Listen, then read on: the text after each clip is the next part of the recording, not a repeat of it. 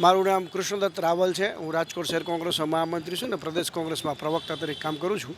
આમ સુવિધા medical સ્ટોરને 2006માં tender પ્રક્રિયાના આધારે એલોટ કરવામાં આવ્યો હતો અને 3 વર્ષ માટેની ટેન્યોર સમય મર્યાદા માટે આ સુવિધા મેડિકલ સ્ટોરને ફાળવણી કરવામાં આવી છે.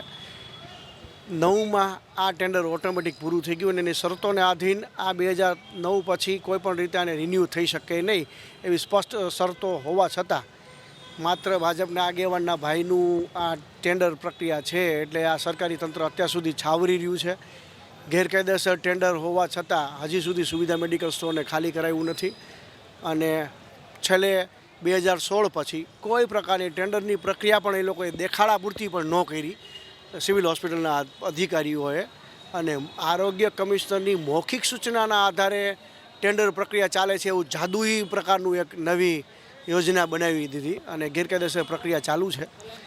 રાજકોટ શહેર કોંગ્રેસ સમિતિ અને પ્રદેશ કોંગ્રેસના અમે લોકો ભાજપના કૌભાંડો બહાર પાડવાના ભાગરૂપે એક અમારા ધ્યાનમાં આ પણ આવ્યું સુવિધા મેડિકલ સ્ટોરનું કૌભાંડ.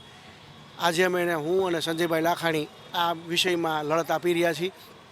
ગેરકાયદેસર મેડિકલ સ્ટોરને બંધ કરવાની સૂચના આરોગ્ય પ્રધાન ઋષિકેશભાઈ પટેલે પોતે રાજકોટની વિઝિટમાં આવીને જોઈને ખબર પડી કે આ ગેરકાયદેસર છે અને એને બંધ કરવું જોઈએ કડક સૂચના આપ્યા છતાં પણ હજી આ સિવિલ હોસ્પિટલના મળતિયા અધિકારીઓ ભેગા થઈને કૌભાંડ હજી છાવરવાની પ્રોટેક્શન આપવાની કોશિશ કરી રહ્યા છે અને આને તાત્કાલિક બંધ કરવા માટે અમે લડત કરી રહ્યા છીએ.